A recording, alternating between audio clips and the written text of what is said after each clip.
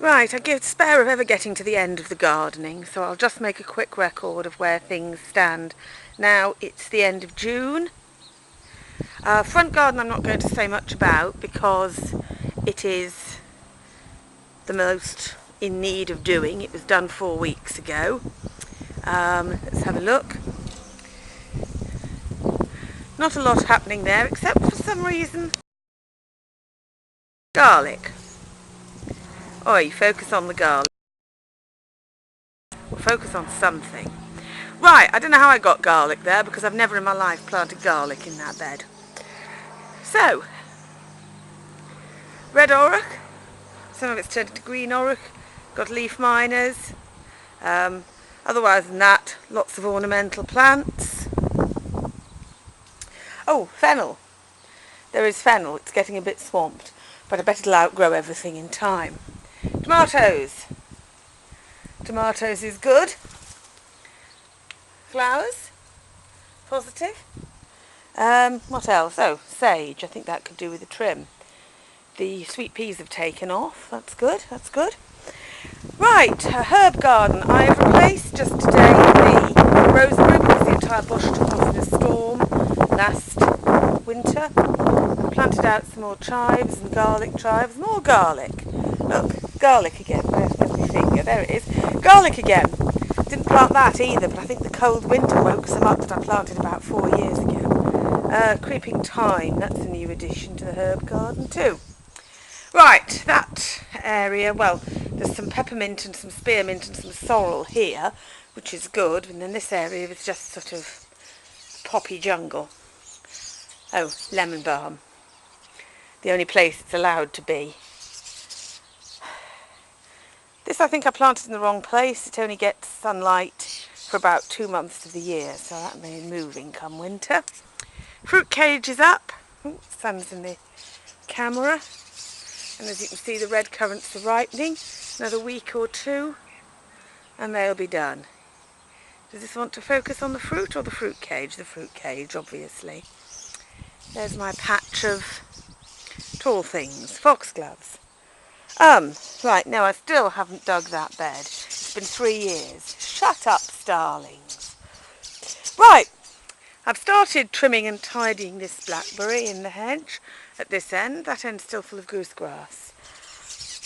Okay, beetroot. Germination not too good. 1, 2, 3, I think there were 7 of them. And just yesterday, in every available gap, I've planted out chives. They look a bit sad. This is what the book says I should do, so I've done it. In among them, row of parsnips. Broad beans. They look good from a distance. Oh, and that's a potato. I planted caraway, but I got a potato. Okay. So the broad beans look good for a distance till you look a bit more closely, and they are infested with black fly. That's nice. I've potted on the black currant to a bigger pot. It was getting a bit pot bound. What do we have here? Overgrown rocket. Oh well, it'll seed itself. Onions, spring onions, ready to come out. Okay, so here, this looks a bit bare because there are lots of plants that I'm expecting to get a lot bigger. So I've got some kale. Lots of those. I've also got courgettes. There's one. And moving along here, we have, there's my finger again, 1, 2, 3 more courgettes, which is probably too many. But most year the slugs get 3/4 of what I plant. That's not a courgette. If you look closely, it's butternut squash. My garlic. Garlic is starting to yellow, so I don't think it'll be too long before I lift. I don't know where my finger is again. Here. My garlic. Shallots, I don't know when you pull shallots out. Later. I told you I put leeks in every available space. Right, tarragon, the old stuff could do with cutting. And the bad news is that, as far as I can tell, my damson has died, probably of drought, because while I was busy marking, I did not water it as much as I should have done. The taberry looks alive. There's even some fruit on it. I wonder what taberries taste like. I'll find out in a few weeks. This is probably a Worcesterberry. I say probably because it was a freebie from my aunt and it was in her house when she bought the house. But we think it's a Worcesterberry. That is a gooseberry, getting swamped by the invading raspberries. The summer fruits are coming nicely now. Right, raspberry.